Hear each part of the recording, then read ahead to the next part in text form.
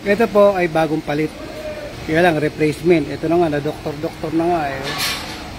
Bagong palit pero kinalawang agad. Tapos yung strainer niya, itim na, dumi-dumi, ano. Pag naipit po ng dumi yung pump nito, namamatay na yung pump. Kahit i-actuate mo, wala na, ayaw na talaga. Ngayon, ito na ma'am. So, pinalitan natin ng original, nagkapagas, hindi na naman umandar. Todas.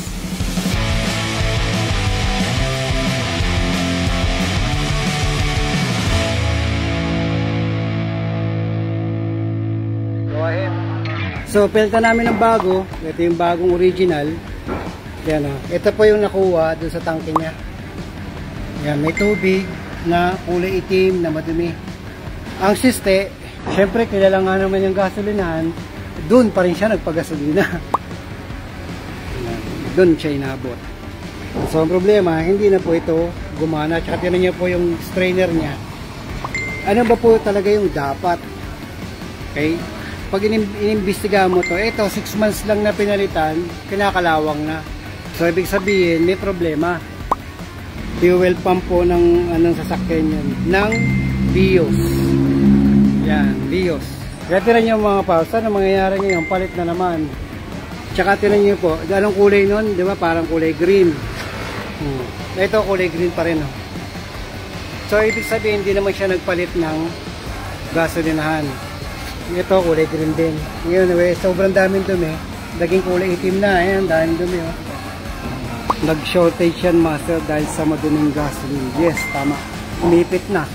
Bakit nasisira yung fuel pump? Nasisira po yan, sir, kapag yung mga dumi ay umipit sa bomba. Yan ang problema. Ganito yan. Okay? Yan ang isa sa pinakamahirap ilaban. Happy? Paano makaiwas sa ganyan mga paps? Ganito po yan para makaiwas. Kahit ako, araw-araw naman ako nagpapagas. Araw-araw kasi kung ano yung mabawas sa akin, nagpapagas ako. Mga sir, patayin nyo po ang makina. Kaya nga po dati, nakakainis, di ba? Ang mga gasolinahan, re-require tayong lahat na magpatay ng engine. O-off nyo po yung engine. Nakala natin dati, kaya ino-off yan, ang inyong engine ay para hindi magkaroon ng explosion, ng mga ganito, mga ganyan, di ba? Yun pala ang isa sa mga benefits nun. Kaya pa pinapapatay yung engine para huwag makahigop ng tubig, ng dumi ang fuel pump. Copy?